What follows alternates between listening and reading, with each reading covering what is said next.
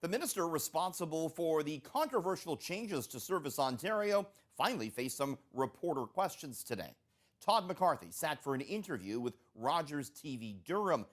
He dodged some key questions, though, like this one from host Deborah Hutchison. Can you tell me exactly how much taxpayer dollars are going towards the retrofit for Walmart and Staples? So on the retrofit, we know that, and we factored that into the $1 million in cost savings. So even factoring in the retrofit costs, we're still seeing a savings of $1 million over 3 years. He didn't answer the question. It's also not clear how he arrived at this now new figure of $1 million in cost savings over 3 years. The government has provided no details or business case to substantiate this. Of course, Staples Canada is going to be responsible for its own leasing costs. That saves the public purse $1 million over this 3-year pilot project. That's good news for Ontarians. But that simply doesn't add up, because the independent Service Ontario stores being closed down for this are already paying their own leasing costs. They're also paying for their own utilities, store upgrades, and employees out of their own pocket. The minister also struggled to explain why Staples and Walmart were chosen as part of these sole source deals. By reaching out to dozens of potential partners, what we did was we determined that Staples Canada was able to meet the 4 criteria that the other existing retail partners have been able to do and will continue to do.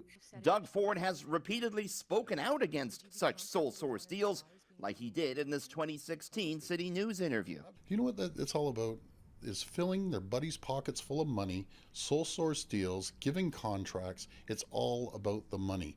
Analysts say this particular point, the sole source nature of this, is a political issue for the Premier. I think when the Premier says, hey, this is going to give better hours, more service, and more access to Service Ontario that exists today, I think the average Ontarian is going to support that. But they want it to be done in a way that's transparent and know that the province is getting the best deal. And as the Premier knows from his former business dealings, the more competition, the lower prices, and the better it is for the consumer. And so the lack of transparency in the process here is potentially where the political pitfalls are. The at least 11 Service Ontario stores that are being shut down are all privately owned and run as small businesses. Minister McCarthy was asked what he'd say to the business owners who are being put out of work. There are no contracts in perpetuity for anyone. That wouldn't be fair to the taxpayers of Ontario. The minister said that, though, without any mention of the 99-year lease the Ford government has given to Austrian spa company Therma at Ontario Place. The minister has turned down repeated requests for an interview with CityNews. However, he now has a news conference scheduled on this matter for 8:30 Monday morning in Oakville. I'll be there, and you'll see it all on CityNews.